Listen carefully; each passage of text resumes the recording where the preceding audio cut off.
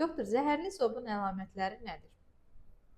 Zəhərli zob ümumiyyətlə ilkin başladıqda insanlarda çox tərləmə, arıqlama, ürək döyüntüsü, təngi nəfəslik, iştahın artması kimi əlamətlərlə müşahidə olunur.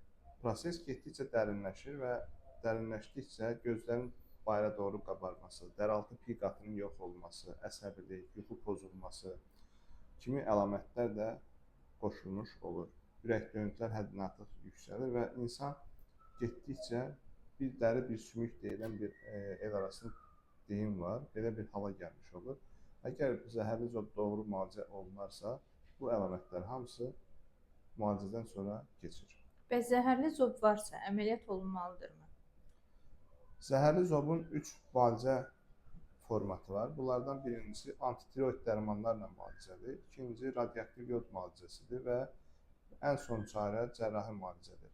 Biz bu müalicələrdən iki formatını istifadə edirik. Dərman müalicəsi və əməliyyat formatını.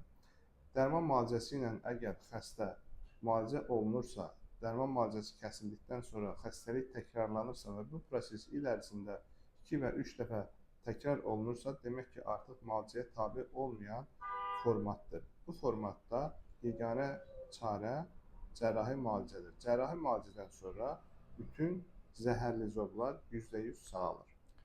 Əməliyyatdan sonra dərman içmək mütləqdirmi?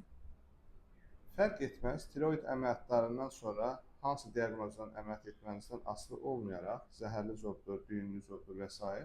mütləq və mütləq əvəzedici müalicə lazımdır.